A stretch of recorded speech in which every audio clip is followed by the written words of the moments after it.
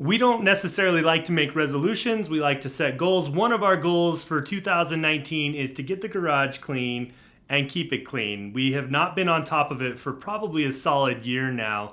It goes through phases of clean, not clean, really messy, kind of clean, but there's no room to work in here. It's winter time, so what can I say? It's a hot mess.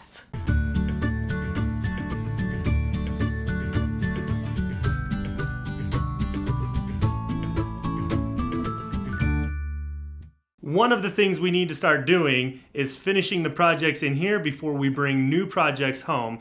There's always another deal tomorrow. Back behind that curtain is the Lehi that makes a huge mess, so I just walled it in. And then I've got the CNC. We've managed to cram that up in the corner. It needs a good dusting.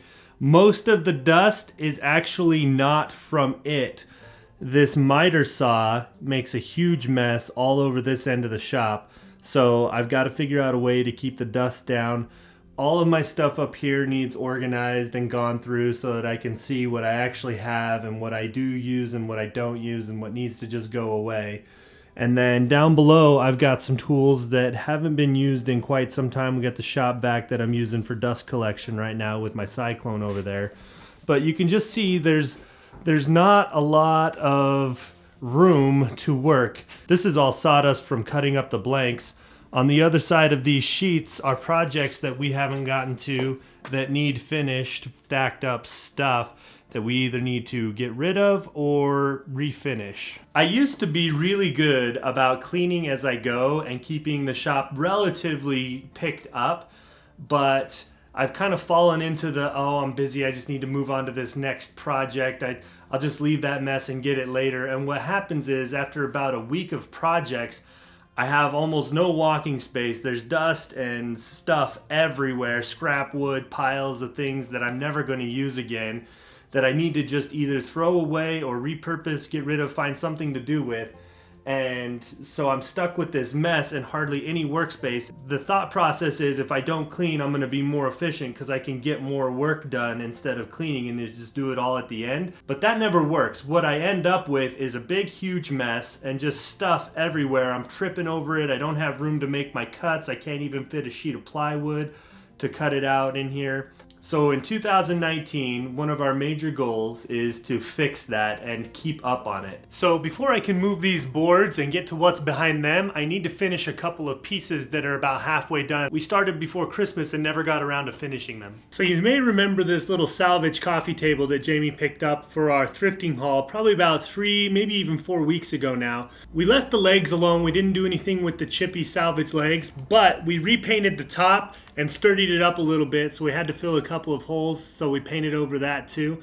And I'm going to distress it with some 220 grit, seal it, and it'll be ready for the shop. We stained the top of this piece about 3 weeks ago in a live video. We found it at a thrift store, and it's solid oak. It's a really awesome piece.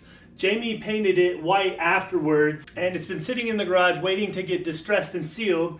So we're going to do that as well. So another distress and seal. We didn't like the way that the coffee table ended up distressing on the top, that salvage coffee table. So we're going to put an IOD transfer on it and see how we like that. So stay tuned. We'll show that here coming up soon.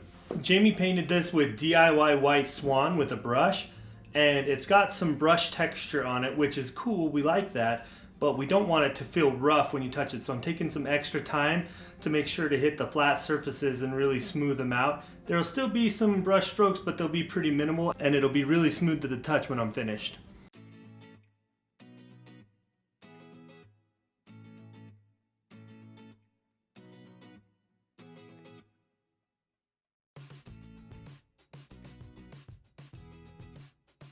The next step we're going to do is we're going to be putting on this IOD transfer to this coffee table.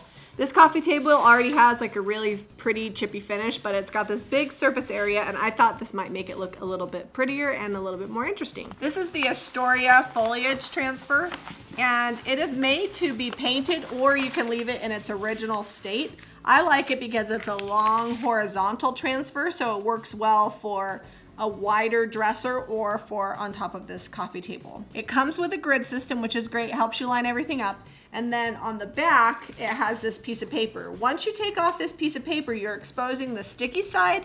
So you need to be careful and make sure that you're not touching that to anything. You don't want to lose that. So what I'm going to do first before I take that off is I'm going to get a measuring tape and make sure that I've got it centered, and then I'll put a little bit of marking on each side with a pencil so I know where to line it up with once I take the backing off. So now I've got this centered, and I've got about 3 inches on each side. So this is where I want it to go. Mark it.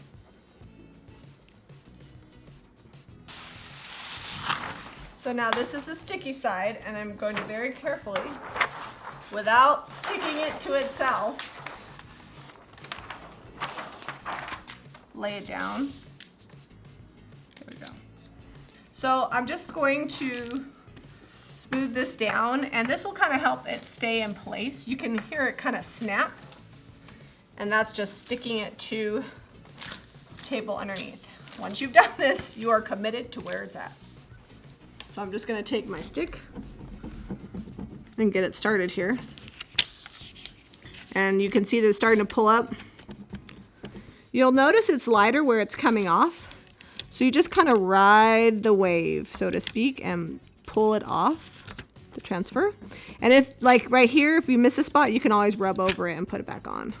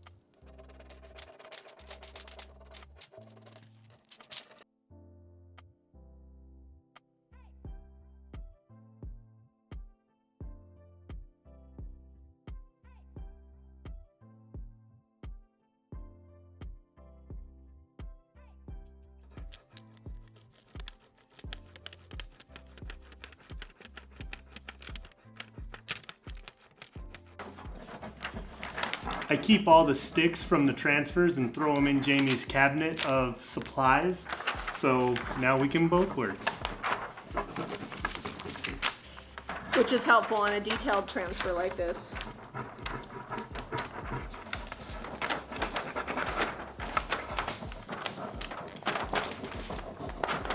Now that the transfer's been put on here, the next step is called burnishing. You can use a shop towel or limpy rag, and you're just gonna come across just like you're buffing wax and just really make sure that that transfer is adhered well.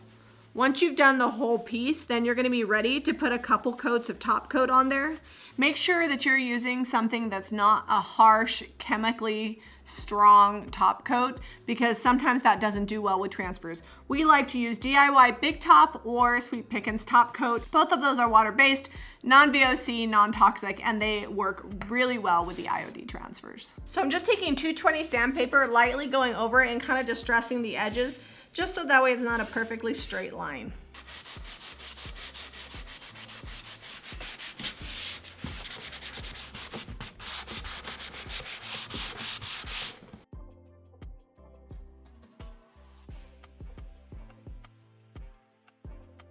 Cleaning the garage is obviously going to be more than a one-day project. I've got a few other things in there that need painted and repaired that are big pieces.